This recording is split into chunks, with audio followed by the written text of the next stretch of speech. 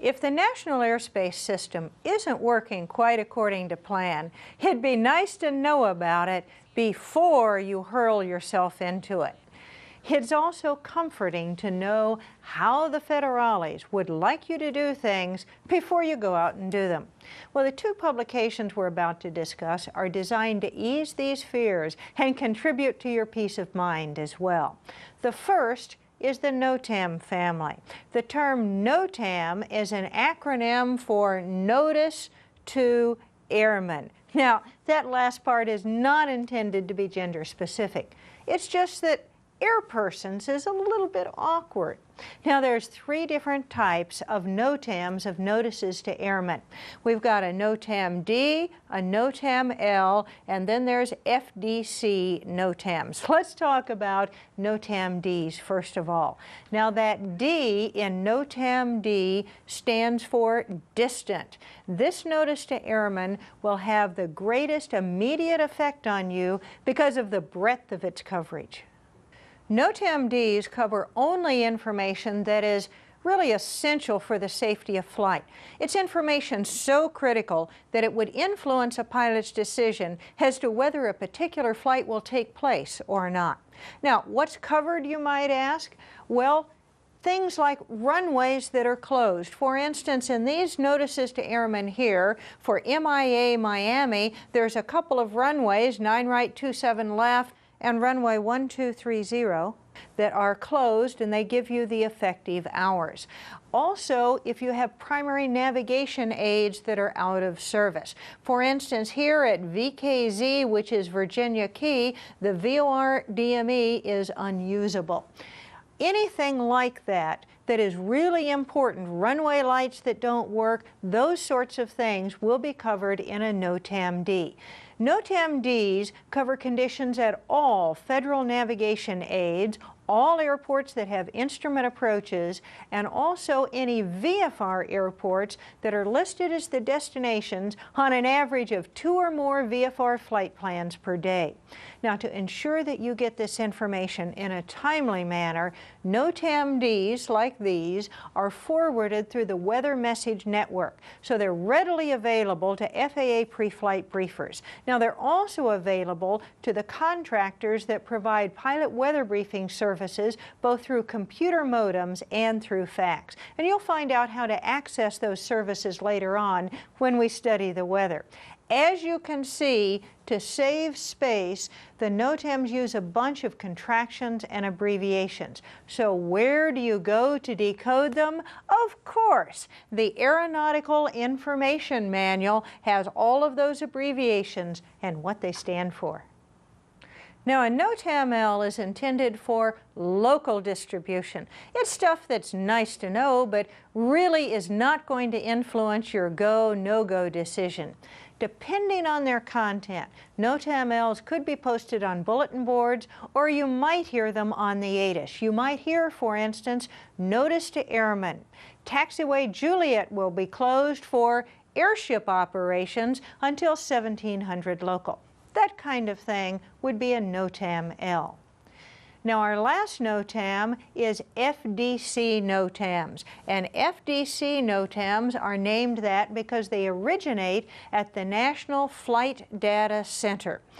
You won't be much affected by them now, but as you progress in your flying career, they'll become more important. The majority of FDC NOTAMs, like this one right here, deal with changes to instrument flight procedures. This one deals with a change in the instrument approaches at San Antonio.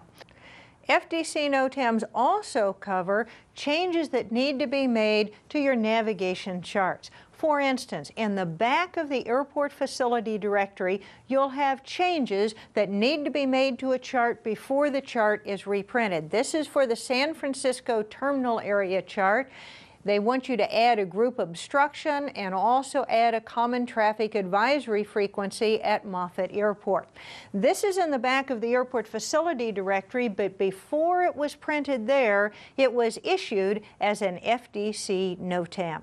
Now, FTC NOTAMs and NOTAM-Ds that will remain in force for a long time are printed every 14 days in the Notices to Airmen publication. That's available by subscription from the Government Printing Office. Now, you'll learn about getting a pre-flight briefing in a later lesson, and one of the things you'll learn is that the briefer assumes you've read any Notice to Airmen that's been printed. So if you haven't read them, you won't get the whole picture. Got the picture?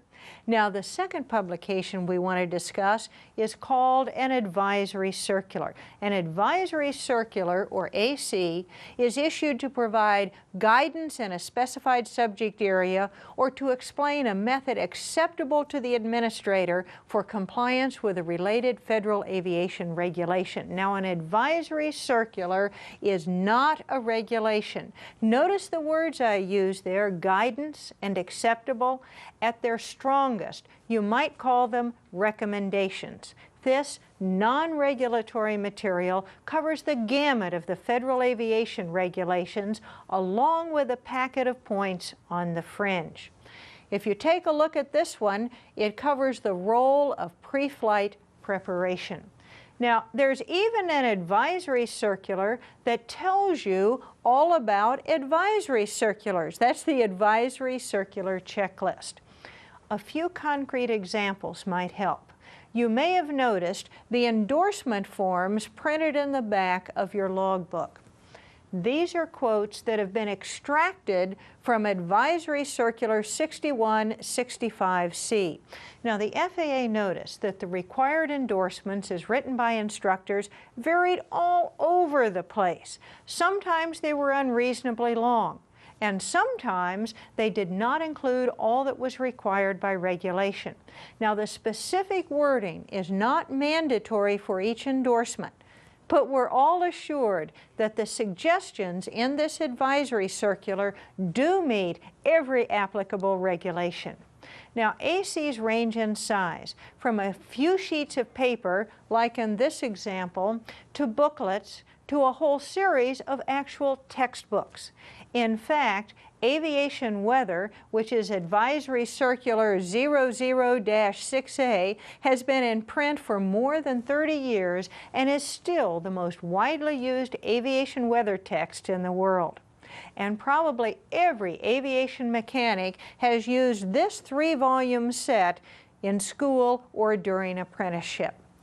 The FAA's even produced an entire series of instruction manuals, including the Flight Training Handbook, which you can add to your library as needed as you proceed on to higher ratings.